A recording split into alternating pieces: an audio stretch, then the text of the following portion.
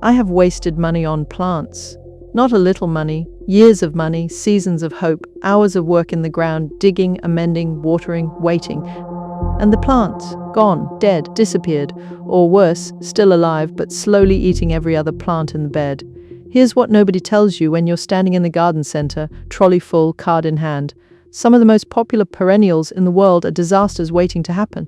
They look beautiful on the label, they sound perfect in the description, and they will quietly ruin your garden or your patience or both. Today I'm going to show you 7 of them, the ones I planted, the ones I regret, and the ones I now grow instead, that actually do what a perennial is supposed to do. And the one at number 6? It's sitting on the bestsellers shelf at your garden center right now. Let's get into it. 7 plants, all of them sold as perennials, all of them genuinely beautiful, all of them capable of turning a good gardener into a frustrated one. And for each one I've got a replacement. Something that does the same job, looks just as good, and doesn't make you want to dig everything up and start over. One thing before we start, drop your location in the comments below. Where in the world are you gardening? Because the plants on this list cause grief from the UK to New Zealand to Canada, and I want to know where you are. Plant number 1. Look at that, stunning, isn't it? Tall, bold, that incredible color, the kind of plant that makes you stop in the garden center and think, yes, that's exactly what my garden needs. Picture it, a late spring morning. You walk out into the garden, coffee in hand, and there they are. Those incredible spikes of color, taller than everything around them, looking like something from a magazine. That was my dream. Here's what actually happened. Year 1, beautiful. I thought I was a genius. Year 2, half of them gone, aphids on every remaining stem. Year 3, I went out in spring looking for them. They weren't there. Lupines are what's called a short-lived perennial. Most varieties survive 2 to 3 years under good conditions. The plant tag doesn't tell you that. The nursery assistant doesn't tell you that. You find out the hard way, alone, in your garden, wondering what you did wrong. The answer? Nothing. You did nothing wrong. But here's what I know now. Lupines need cool temperatures, acidic, well-drained soil, and almost zero humidity, even slightly, and they fail. Add aphids to the picture, which lupines attract like nothing else in the border, and you've got a plant that demands constant attention just to survive for 2 seasons. What I grow instead? Salvia nemorosa, specifically Caradonna or Maynite. Same color family, same upright habit. But this plant is a completely different story. It blooms for 6 to 8 weeks in late spring. Then you cut it back, and it blooms again, often a 3rd time before autumn. It's been in my garden for 9 years. Not a single aphid, not one dead patch. It comes back every spring without fail. In cold winters, dry summers, clay soil. 1 clump becomes 3 within 2 years if you divide it in autumn. The RHS has awarded it the Award of Garden Merit, which is as close to a guarantee as horticulture gets. Lupine, 2 years and a funeral. Salvia nemorosa, 9 years and counting. Plant the salvia. Quick pause.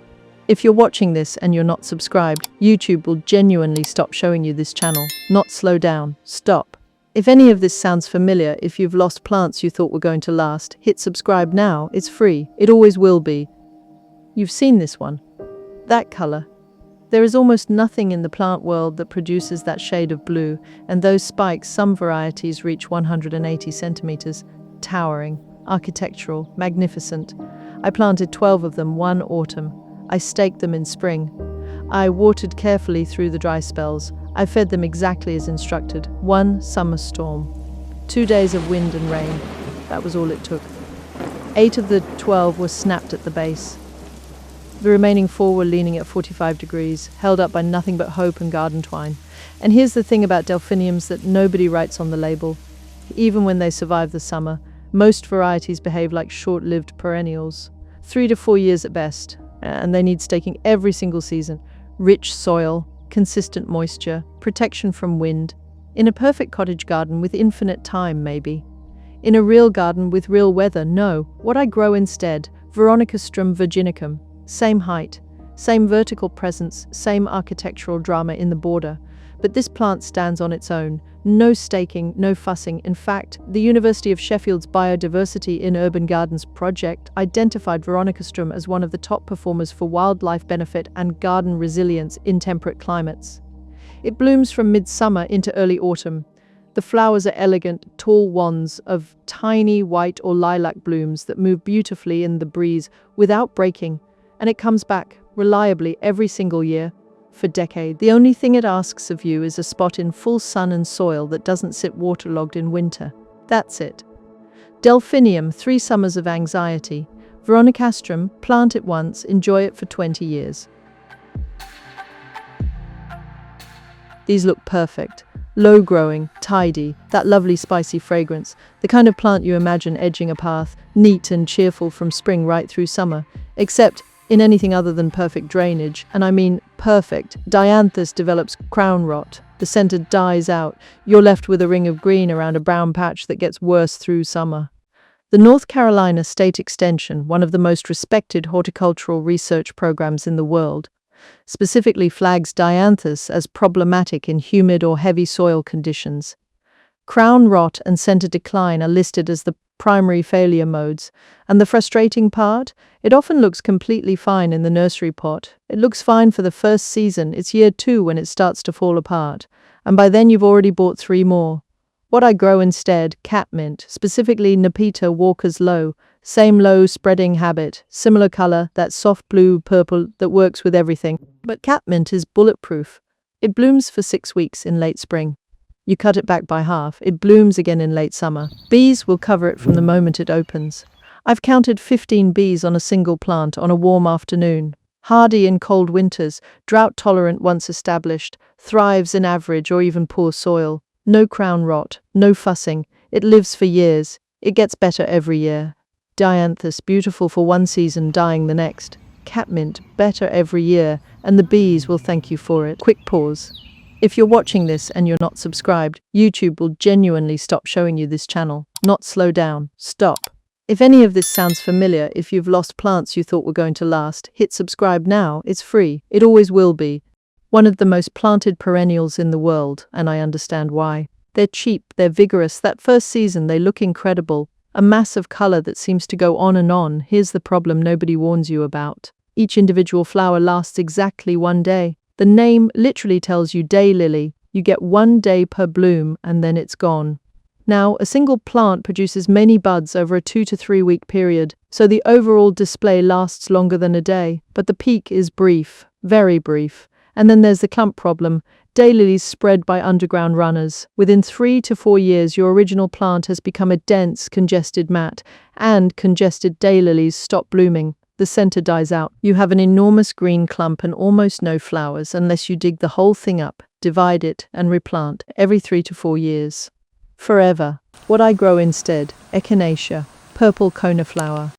This plant blooms for 8 to 10 weeks through midsummer into early autumn. Every single flower lasts for weeks, not hours, and when the petals drop, the seed heads remain architectural through winter and a food source for birds through the coldest months. Echinacea self-seeds gently, not aggressively. Within 3 years, your original plant will have produced several new seedlings around it at no cost to you. It never needs dividing. It improves with age. University of Minnesota research identified it as one of the top performers for pollinator benefit in temperate garden conditions. Hardy in cold winters, drought-tolerant once established, blooms reliably every year without any intervention. Daylily, divide it every 4 years or lose the flowers. Echinacea, plant it once, let it get better on its own.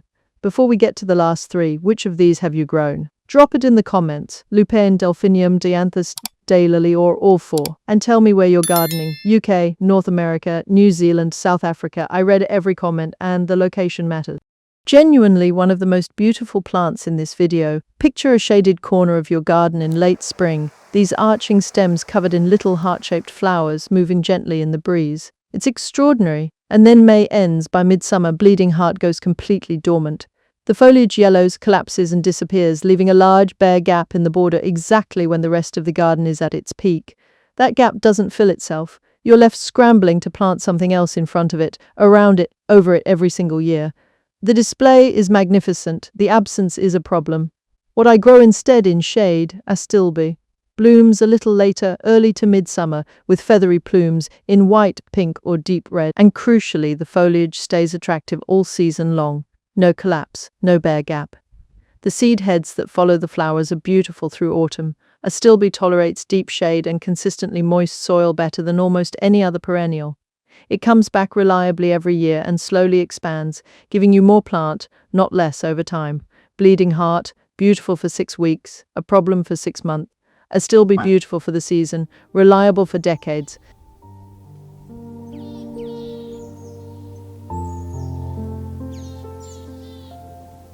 This is the one I mentioned in the hook. Right now, in garden centers all over the world, this plant is being sold as a reliable, easy, long-lived perennial, and it is none of those things. Coreopsis is what horticulturalists call an unreliably perennial plant. It behaves like a perennial in its first 2 seasons, then usually quietly between one autumn and the following spring, it simply doesn't come back. No disease, no pest damage, no obvious reason. It just reaches the end of its natural lifespan. 2 years, sometimes 3, rarely more. And here's what makes this so frustrating. The plant never tells you this is coming. It looks perfectly healthy right up until it doesn't return. So when it's gone, you assume you did something wrong. You plant another one, and the cycle repeats. Your garden center is not going to tell you this. What I grow instead, Rudbeckia, black-eyed Susan. Same color, same sunny, cheerful energy. But Rudbeckia is a genuine perennial, reliably returning every year, expanding slowly at the base and self-seeding gently to fill gaps nearby. It blooms from midsummer right through to the first frosts, a longer season than almost anything else in the late-season border. It handles poor soil, drought, average conditions. It asks almost nothing and gives you months of color in return. I have had the same Rudbeckia plants for 11 years. They are bigger and better every single season. Coreopsis 2 years, then gone, and nobody warned you. Rudbeckia 11 years and still going. If you know someone who's been buying Coreopsis every other year wondering why it keeps dying, send them this video. No message needed, just the link. They'll understand immediately. And if you're not subscribed yet, the gardeners who subscribe in the middle of a video are the ones whose gardens look completely different by next season. Hit the button.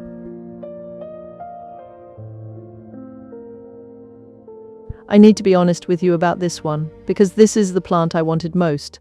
This is the one I read about for years before I planted it. This is the one I genuinely believed would transform my garden. Peonies take 3 years to bloom properly after planting. 3 years, that's 3 seasons of waiting. 3 years of a plant that looks like nothing. A few leaves, no flowers, while everything around it is putting on a show. Year 1, nothing. Year 2, 1 or 2 blooms if you're lucky. Year 3, the real show begins, and then it rains. Peonies bloom for approximately 2 to 3 weeks in late spring, a single heavy rainstorm, the kind that happens every year, in every climate, weighs down those enormous blooms until the stems collapse. The petals scatter, and just like that, the show is over. For another 12 months, you then have a large, leafy plant that looks increasingly tired through summer and autumn, providing nothing in the way of color or interest for the remaining 9 months of the year. Now, I want to be fair. If you have the space, the patience, and a sheltered spot, peonies are extraordinary. I'm not telling you never to plant one. I'm telling you what I wish someone had told me before I planted 7. What I grow in the same space now, a combination of echinacea and Rudbeckia. Together, they cover midsummer through to the first frosts, 4 months of reliable color, no waiting, no rain damage, no annual disappointment. Both come back every year, both improve with age, both ask almost nothing. Peony, 3 years to wait, 2 weeks to enjoy, 9 months of regret. Echinacea and Rudbeckia, plant once, enjoy for a decade. Before the closing, tell me honestly, have you ever waited 3 years for a peony to bloom? Or replanted Coreopsis without knowing why it kept disappearing? Drop it below. Tell me which plant gave you the most grief, and tell me where in the world you're gardening, because whether you're in Scotland, Ontario, or South Australia, I guarantee at least one of these 7 has caught you out. Here's what I want you to take away from this. Every single plant on this list failed, not because of anything you did wrong. It failed because it was the wrong plant for what a real garden needs. Not because you chose badly. Not because you lack the knowledge, not because gardening isn't for you, because the plants that garden centers push hardest, the ones with the prettiest labels and the biggest price tags, are not always the ones that reward your time, your money, and your effort. The 7 I've shown you today, they look beautiful in the ground. The alternatives, they look beautiful in the ground and they come back, get better, and ask almost nothing of you in return. That's the garden you deserve. Subscribe now, hit the bell so you don't miss the next video. And drop one comment below, tell me which plant you're replacing first. And tell me where in the world you're gardening. This is your garden. Go plant something that earns its place.